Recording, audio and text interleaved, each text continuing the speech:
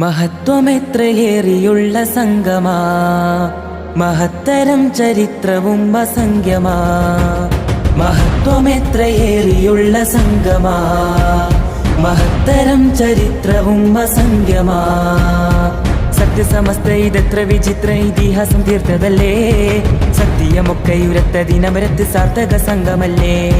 സത്യസമസ്ത ഇതെത്ര വിചിത്ര ഇതിഹാസം തീർത്തതല്ലേ, സത്യമൊക്കെ ഉരത്തതിനമരത്ത് സാർത്ഥക സംഘമല്ലേ.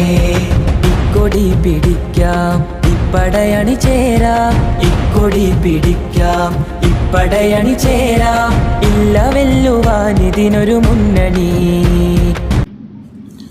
അസ്സലാമു അലൈക്കും.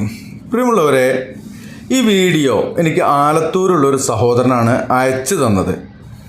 ആലത്തൂർ താലൂക്ക് ജമയത്തുൽ ഉലമ സമസ്ത 100ാം വാർഷിക സമ്മേളനം സ്വാഗത സംഘം കൺവെൻഷൻ, ഇത് 2025 സെപ്റ്റംബർ 13 ശനി, ദാറുർ റഹ്മാൻ എഡ്യൂക്കേഷൻ സെൻറ്റർ ചാരപ്പറമ്പ് എന്ന ആ ഒരു ഇതിലാണ് അയച്ചു തന്നത്. എനിക്കിത് കിട്ടിയിട്ട് കുറച്ച് ദിവസമായി, പക്ഷേ ചില തിരക്കുകൾ കാരണവും ഒക്കെ ചെയ്യാൻ പറ്റാതെ പോയതാണ്. അപ്പോൾ സമസ്തയുടെ 100ാം വാർഷികം വരുന്നുണ്ട്, എന്താണ് ഇപ്പോൾ അതിലിപ്പോൾ ഇത്ര പറയാൻ എന്ന് ചിലർക്ക് തോന്നിയേക്കാം. നിങ്ങൾ വീഡിയോ കണ്ടപ്പോൾ, വീഡിയോ ഇങ്ങനെ നീളത്തിലുള്ള വീഡിയോ ആണ്, അപ്പോൾ നമുക്ക് പരമാവധി കാണിക്കാൻ പറ്റുന്ന പോലെ കാണിച്ചിട്ടുണ്ട്. അതിൽ ഒരു മസ്ജിദിനുള്ളിലാണ് ഈ സംഭവം നടക്കുന്നത്. ദാറുർ റഹ്മാൻ എഡ്യൂക്കേഷൻ സെൻറ്റർ ചാരപ്പറമ്പ് എന്നൊക്കെ എഴുതിയിട്ടുണ്ടെങ്കിലും ഇത് നടക്കുന്നത്, ഈ മീറ്റിംഗ് നടത്തുന്നത് ഒരു മസ്ജിദിനുള്ളിലാണ്. മസ്ജിദ് എന്തിനുള്ളതാണ്? അള്ളാഹുവിനെ ഇബാദത്ത് ചെയ്യുവാൻ വേണ്ടി മാത്രം നിർമ്മിക്കപ്പെട്ട മസ്ജിദിനകത്താണ് ഈ ഒരു 100ാം വാർഷികത്തിൻ്റെ 100ാം വാർഷിക അല്ലേ ആ സംഭവത്തിൻ്റെയൊക്കെ മീറ്റിങ്ങുകൾ നടക്കുന്നത്. ആലത്തൂർ താലൂക്ക് ജമയത്തുൽ ഉലമ സമസ്ത 100ാം വാർഷിക സമ്മേളനം, 100ാം വാർഷിക സമ്മേളനത്തിൻ്റെ സ്വാഗത സംഘമാണ്. ഓക്കെ, സ്വാഗത സംഘം കൺവെൻഷൻ. എന്നാൽ ഇതിലെന്താണ് ഇത്ര പറയാനുള്ളത്? ഈ പള്ളിയിലൊരു മീറ്റിംഗ് നടത്തിയതാണോ, ഇത്ര ഇരുന്നിട്ട് ഇവിടെ ഇങ്ങനെ ഇരുന്നിട്ട് കുറ്റം പറയണേ എന്ന് ചോദിക്കുന്ന ആളുകളോട് നിങ്ങൾ ഇപ്പോൾ കാണുന്നത് ഒരു ഉസ്താദ് നിന്നിട്ട് പ്രസംഗിക്കുന്നതാണ്. അതിൻ്റെ ഒരു ഭാഗമാണ് വീഡിയോ കാണിക്കുമ്പോൾ അതിങ്ങനെ പോകുമ്പോൾ നമുക്ക് പെട്ടെന്ന് മനസ്സിലാവില്ല. ആ ഉസ്താദിൻ്റെ നേരെ ബാക്കിൽ നിങ്ങൾക്ക് ശ്രദ്ധിച്ചാൽ മനസ്സിലാവും ഒരു ബാനർ, ആലത്തൂർ താലൂക്ക് ജമിയത്തുൽ ഉലമ. ഞാൻ നേരത്തെ വായിച്ചു തന്നെ, സമസ്ത 100ാം വാർഷിക, ബാക്കി അയാളുടെ തലകാരണം കാണുന്നില്ല, സ്വാഗത സംഘ കൺവെൻഷൻ എന്നൊക്കെ പറഞ്ഞിട്ടുള്ള ആ ബാനർ ഈ ചെങ്ങായിമാരെ എവിടെ കെട്ടിയിരിക്കണമെന്ന് അറിയാം നിങ്ങൾക്ക്? മെഹ്റാബിലെ. അത് മെഹ്റാബിലാണ് സഹോദരന്മാരെ. നേരത്തെ ഞാൻ പറഞ്ഞു, മസ്ജിദ് അള്ളാഹുവിനെ ഇബാദത്ത് ചെയ്യുവാൻ വേണ്ടി മാത്രം നിർമ്മിക്കപ്പെട്ട പുണ്യ മസ്ജിദുകൾ, അള്ളാഹുവിൻ്റെ ഗേഹങ്ങൾ, അതിൻ്റെ മെഹ്റാബിൽ ബാനർ കെട്ടിയിരിക്കുകയാണ് ഇവരുടെ സ്വാഗത സംഘത്തിന് വേണ്ടിയിട്ട്. നമ്മളൊന്ന് ആലോചിച്ച് നോക്കുകയാണെങ്കിൽ. അപ്പോൾ അത് അങ്ങനെയൊന്നും അല്ലല്ലോ എന്ന് ആർക്കെങ്കിലും തോന്നുന്നുണ്ടെങ്കിൽ നേരെ കാണിച്ചു തരാം, കണ്ടോളി. ഇതാ ഇപ്പം നിങ്ങൾ കാണുന്നത് ഒരു മസ്ജിദിൻ്റെ ബാക്കിൽ നിന്നെടുത്ത ഫോട്ടോ ആണ്. ആ ഫോട്ടോയിൽ എഴുന്നേറ്റ് നിന്ന് സംസാരിക്കുന്ന ആളുടെ നേരെ ബാക്കിലുള്ളത് മിമ്പറാണ്, ഖുതുബ നടത്തുന്ന സ്ഥലമാണ്. അതിൻ്റെ ഇപ്പുറത്ത് മെഹ്റാബിൻ്റെ മുമ്പിലാണ് ഈ പറയപ്പെട്ട സാധനം കെട്ടിയിരിക്കുന്നത്. അപ്പോൾ ചില ആളുകൾക്കൊക്കെ തോന്നിയേക്കാം, അല്ല ഞങ്ങളൊക്കെ ഇത് സ്ഥിരമായിട്ട് ചെയ്യുന്നതാണ്, നിസ്കരിക്കുമ്പോണ്ട് അയച്ചു മാറ്റിയാൽ പോരെ എന്ന് തോന്നിയേക്കാം. എന്നാൽ പൊന്നാരൻ്റെ അബീബിങ്ങളെ, അള്ളാൻ്റെ ഈ ഭവനം അത് നിസ്കരിക്കാൻ വേണ്ടി മാത്രമുള്ളതാണ്. ദാറുർ റഹ്മാൻ ചാരപ്പറമ്പ് എന്ന് അത് ബോർഡാണെന്ന് തോന്നുന്നില്ല, അതൊരു എഡിറ്റിംഗ് ആയിട്ടാണ് എനിക്ക് ഫീൽ ചെയ്യുന്നത്. എന്തായാലും വലിയ ബാനറും ഒരു മുസ്ലിയാരും ഇവിടെ നിൽക്കുന്നുണ്ട്. ഈ മുസ്ലിയാർക്കൊന്നും അറിയില്ലേ ഈ മെഹ്റാബിൽ ഇങ്ങനെ കെട്ടിയിട്ട് അല്ലേ, അതും ഒരു സംഘടനയുടെ സമ്മേളനത്തിന്. നേരത്തെ നമ്മൾ പറഞ്ഞ ഉമ്മർ ഫൈസി മുക്കം പറഞ്ഞമാര് ഇന്നദ്ദീന ഇന്ദല്ലാഹി സമസ്ത, അത് വിശ്വസിച്ച് നടക്കുന്ന സാധുക്കളായിരിക്കും എന്ന് തോന്നുന്നു. സംഘടനകളൊക്കെ നല്ലതാണ്. അത് അള്ളാഹുവിനും അള്ളാഹുവിൻ്റെ ഹബീബ് സല്ലല്ലാഹു അലൈഹി വസല്ലമയ്ക്ക് മുകളിൽ വരരുത്, അതാണ് കാര്യം. പലതവണ പറഞ്ഞതാണ്. സംഘടനകൾ ഇഷ്ടമൊക്കെ തന്നെയാണ്, പക്ഷേ അള്ളാഹ്ക്കും അള്ളാഹിൻ്റെ റസൂലിനും ഖുർആനും സുന്നത്തിനും അപ്പുറത്തേക്ക് അതിന് പള്ളി മെഹ്റാബ് അതിൽ ഞങ്ങൾ കൂട്ടും. കാരണം അള്ളാഹ്ക്ക് ഇബാദത്ത് 5 നേരം നിസ്കരിക്കുന്ന ആ ഒരു സ്ഥലത്ത് ഒരു സംഘടനയുടെ ബാനർ കെട്ടിയിട്ട് വലിയ മീറ്റിംഗ്, വല്ലാത്ത സ്വാഗതമാവൂലേ ഇപ്പോൾ ഇത് അല്ലേ, സ്വാഗത സംഘികൾ. ഓക്കെ, ഇൻഷാ അല്ലാഹ് ഒരു ചെറിയ പ്രഭാഷണത്തിന്റെ ബാക്കിൽ ചേർക്കുന്നുണ്ട്, കാണുക, മനസ്സിലാക്കുക. അള്ളാഹു അനുഗ്രഹിക്കട്ടെ. അസ്സലാമു അലൈക്കും വറഹ്മത്തുള്ളാഹി.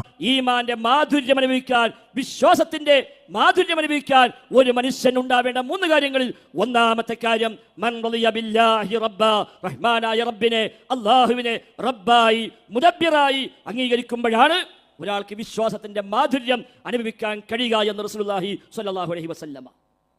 2 ദിവസം മുമ്പ് കൊണ്ടോട്ടിൽ നടന്ന ഒരു പ്രസംഗത്തിൽ ഒരു മുസ്ലിയാർ പറഞ്ഞത് മുദബ്ബിർ ആലം അല്ലാഹ് മാത്രമാണ് എന്ന് സമ്മതിച്ചാൽ പിന്നെ എന്തിനാ സമസ്ത, പിന്നെന്തിനാ സുന്നി, പിന്നെ പ്രസക്തി ഇല്ല. അതൊരു പടച്ചോ മാത്രം മുദബ്ബിർ സമ്മതിക്കാൻ പറ്റൂല, അത് സമ്മതിച്ചാൽ കഴിഞ്ഞു, പിന്നെ കഥ കഴിഞ്ഞു എന്നാണ് ഒരു മുസ്ലിയാർ മിഞ്ഞാന്ന് പ്രസംഗിച്ചത്. സഹോദരങ്ങൾ, എന്തേ ഈ സാഹചര്യം ഉണ്ടായത്? എന്താണ് ഈ വിവാദങ്ങളുടെ മർമ്മം?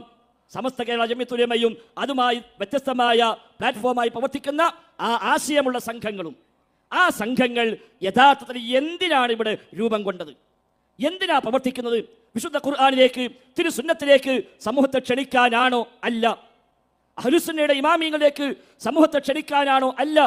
ഇമാം ഷാഫിഈയുടെ, ഇമാം അബൂ ഹനീഫയുടെ, ഇമാം മാലിക്കിന്റെ, ഇമാം അഹ്മദിന്റെ, ഇമാം ബുഖാരിയുടെ, ഇമാം മുസ്ലിമിന്റെ, ഇമാം ലൈസിന്റെ, ഇമാം സൗരിയുടെ, ഇമാം ഇബ്നു ഉയൈനയുടെ അടക്കമുള്ള ഇമാമിയങ്ങൾ പഠിപ്പിച്ച അഹ്ലുസുന്നയുടെ തനതായ ആദർശ വഴിയിലേക്ക് മുസ്ലിം കൈരളിയെ ക്ഷണിക്കാനും നയിക്കാനുമാണോ ആ സംഘങ്ങൾ പിറവിയെടുത്തത്?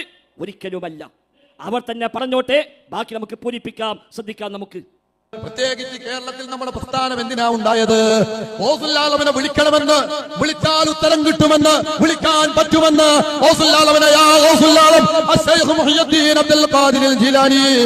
എന്ന ആവേശത്തോടെ വിളിക്കുന്ന ഒരു വലിയൊരു സംഘത്തെ പടുത്തുയർത്താനല്ലേ എന്ന മുഅ്മിനീങ്ങള്. അതെ, അപ്പൊ അതിനാണ് ആ സംഘം ഉണ്ടായത്. എന്തിനാ?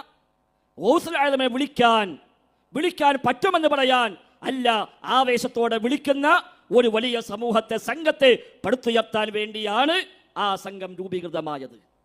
അപ്പൊ അസുരനെ പഴിച്ചു, അടിത്തറ പഴിച്ചു. ആ അടിത്തറയിലാണ് ഇത് സ്ഥാപിക്കപ്പെട്ടത്. അതുകൊണ്ട് തന്നെ ആ അടിത്തറയിൽ പടുത്തുയർത്തി ഒരൽപ്പം മേൽപോട്ടങ്ങ് പോയി വാർപ്പിലേക്ക് എത്തിയപ്പോഴേക്ക് തറക്ക് ഇളക്കാൻ പറ്റി. തറ താങ്ങാൻ പറ്റിയ തറയല്ല, ഫൗണ്ടേഷൻ അത്ര ഉറപ്പില്ല. എന്താ തറ?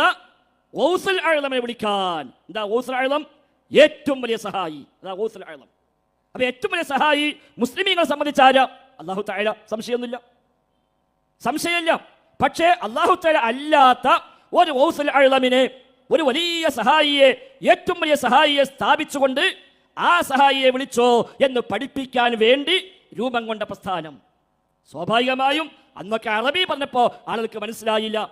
മാലപ്പാട്ടിൽ പണ്ടേ ഈ ആശയമുണ്ട്, മൗലിദിൽ പണ്ടേ ഈ ആശയമുണ്ട്, കുതുബിയത്തിൽ പണ്ടേ ഈ ആശയമുണ്ട്. അന്ന് ആളുകൾക്ക് അർത്ഥമറിയാത്തത് കൊണ്ട് അങ്ങനെ ബഹുമാനത്തോടെ ചൊല്ലിപ്പോയി. ഇപ്പം മലയാളത്തിൽ കൂടി പറയാൻ തുടങ്ങി. സോഷ്യൽ മീഡിയ യുഗമാണല്ലോ, എല്ലാവർക്കും കിട്ടാൻ തുടങ്ങി. ഇന്ന് വഹാബിന്റെ വഴലേക്കാണ്, അങ്ങോട്ട് പോകേണ്ട കാര്യമില്ല, ആ വഴൽ ഇങ്ങോട്ട് വരും ഫോണിലേക്ക്. അപ്പൊ മലയാളത്തിൽ ഇങ്ങനെ ഉസ്താദുമാർ ഇത് പറഞ്ഞു കേട്ടപ്പോൾ സാധാരണക്കാർ തോന്നി, ഉസ്താദ് ഇത് ശരിയാവില്ലല്ലോ, അപ്പൊ മറ്റേ ശരിയാവില്ല, പറയാൻ പറ്റൂല, ഇതിനല്ലേ നമ്മൾ പ്രസ്ഥാനം ഉണ്ടാക്കിയത്. അവിടെയാണ് തറ മാന്തുന്ന പരിപാടി ഇപ്പം ആരംഭിച്ചത്. ഇപ്പം അടിത്തറ മാന്താണ്. ചില പെരിച്ചാഴികൾ സ്വന്തം തറകൾ മാന്തിക്കൊണ്ടിരിക്കുന്നു. എന്തേ കാരണം? തറയാണ് പൊളിയാൻ പോകുന്നത്. സാധാരണക്കാർക്ക് കാര്യം പിടുത്തം കിട്ടി. അവർ നാലുപാടും ചോദിക്കാൻ തുടങ്ങി. പല ഭാഗത്തു നിന്നും ചോദ്യങ്ങൾ വന്നു. ഇന്ന് മുസ്ലിയാക്കന്മാരടക്കം പ്രയാസപ്പെടുകയാണ് ഉത്തരം പറയാൻ കഴിയാതെ. സാധാരണക്കാരുടെ ചോദ്യങ്ങൾക്ക് ഉത്തരം കൊടുക്കാൻ കഴിയുന്നില്ല, പ്രയാസപ്പെടുകയാണ്. സഹോദരങ്ങളെ, ഈ അടിത്തറയിലാണ് ഈ വിവാദം ചെന്നെത്തുന്നത്. അപ്പൊ ആ സംഘം ഉണ്ടായത് അല്ലാഹു അല്ലാത്തവരെ വിളിക്കാനാണ്.